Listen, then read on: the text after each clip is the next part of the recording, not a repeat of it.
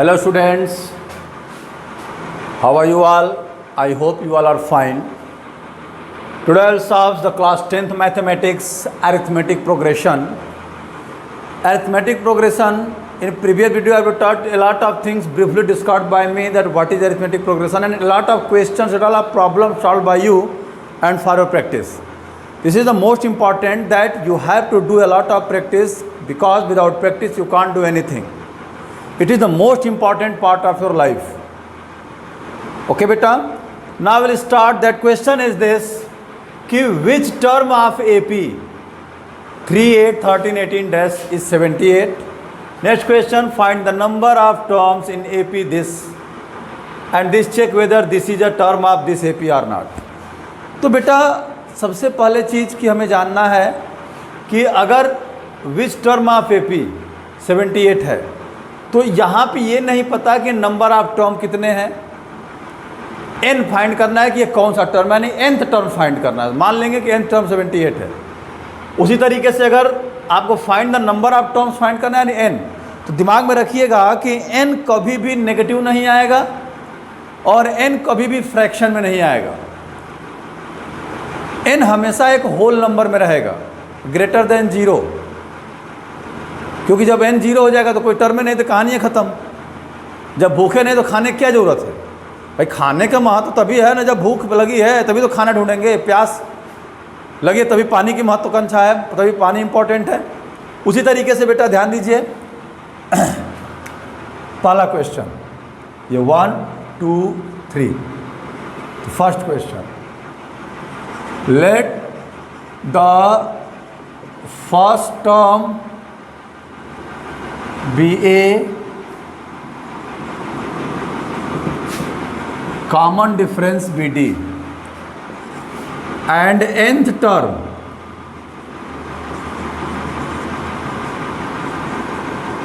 an is equal to 78. nth term, तो nth term आपका 78 हो गया. तो फार्मूला आपको पता है an is equal to a plus n minus 1 into d. Clear है? an 78 is equal to a. First term क्या है अब देख लेंगे यहाँ. ए इज इक्वल टू 13, 3 है सॉरी, और डी क्या हो जाएगा 8 माइनस 3 यानी 5. तो ए 3 है प्लस एन आपको फाइंड करना है into 5. Minus 3 is equal to n minus 1 into 5. 5 को उधर ले आएंगे. 75.5 is equal to n minus 1. 15 plus 1 is equal to n. N की वैल्यू क्या हो गई 16 हो गई. एन की वैल्यू क्या आ गई 16. आई होप क्लियर हो गया होगा. लगे आप दूसरा क्वेश्चन भी सॉल्व कर लेते हैं. ये सॉल्व हो गया, आप पॉज करके नोट कर सकते हैं कि फर्स्ट टर्म ए है कॉमन डिफरेंस डी और nth टर्म 78. तब nth टर्म 78 है तो फार्मूला लगा के हम n की वैल्यू निकाल लेंगे. a मालूम है, d मालूम है, nth टर्म मालूम है, तो बस n निकालना है, निकाल लेंगे कैलकुलेशन करके. ठीक है, चलिए आगे बढ़ते हैं. प्रैक्टिस करते रहिए. Without practice you can't do anything. Practice is the most important part. Okay, देखिए ये हो गया. सेकेंड क्वेश्चन देखते हैं. Find the number of terms. तो फर्स्ट टर्म AP क्या है 7, 13, 19 डॉट डॉट 205. तो फर्स्ट टर्म A7 हो गया. कॉमन डिफरेंस 13 माइनस 7 यानी 6 हो गया, और nth टर्म 205 हो गया. Easy. First term 7, common difference next term minus preceding terms, और लास्ट टर्म यानी कि nth term.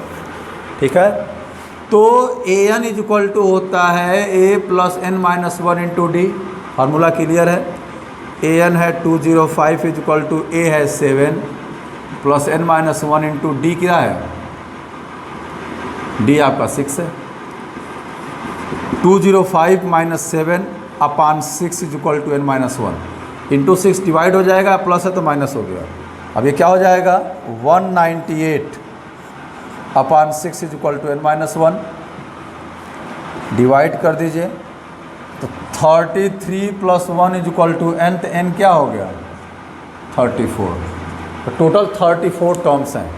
There are 34 terms in this. कुछ है नहीं बेटा, कहने का मतलब ये है कि थोड़ा सा आपको अपने आप को रिजर्व रखना है बाय प्रैक्टिस। प्रैक्टिस के अकॉर्डिंग आपको अपने आप को रिजर्व रखना है। बिना प्रैक्टिस के कुछ नहीं हो सकता। प्रैक्टिस बहुत ज़रूरी है और it is the most important part. I hope आपको समझ में आ रहा होगा। आप इस तरीके से और भी क्वेश्चन लेके प्रैक्टिस कर सकते हैं, इस तरीके से अपनी प्रैक्टिस को आगे बढ़ा सकते हैं।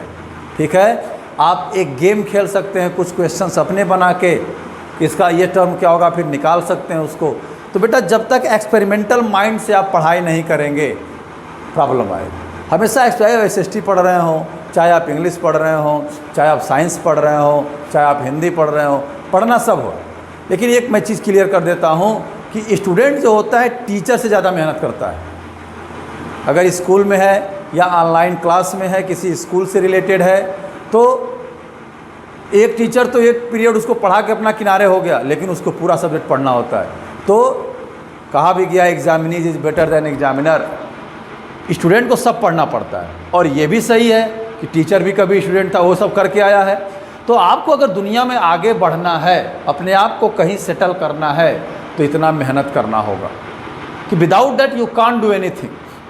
ये जान लीजिए कि बिना स्टडी के, बिना प्रैक्टिस के, चाहे कुछ भी हो, अगर एक गाड़ी का मिस्त्री भी, बाइक का मिस्त्री, चाहे 4 व्हीलर का मिस्त्री है ना, तो वो पहले प्रैक्टिस करता है, बाद में वो नाम उसका होता है कि हाँ फला मिस्त्री जो है बहुत अच्छा है, फला इंजीनियर बहुत अच्छा है। शुरू से नहीं लोग जानते हैं।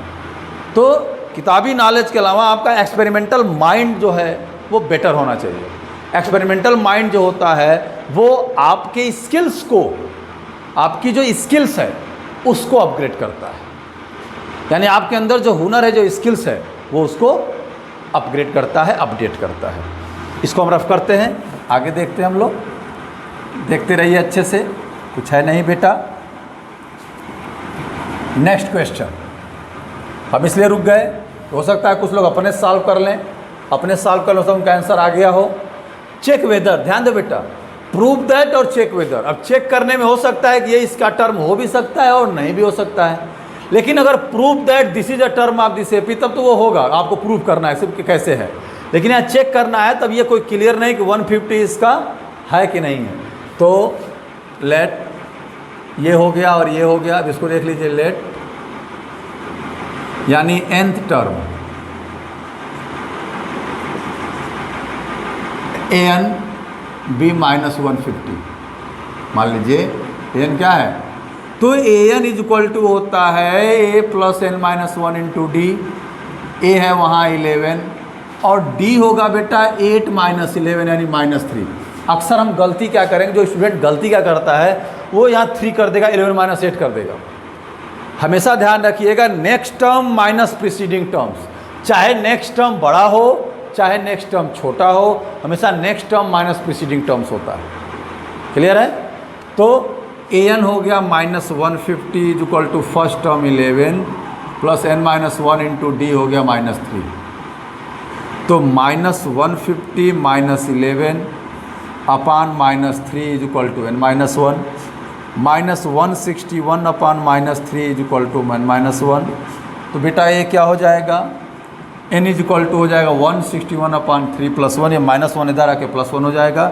ठीक है, तो n इज इक्वल टू हो जाएगा 161 प्लस 3 अपान 3, n हो गया 164 अपान 3। तो n इज नॉट, हमने क्या, n is neither a negative nor a fraction number, n is always a whole number, not equal to whole number,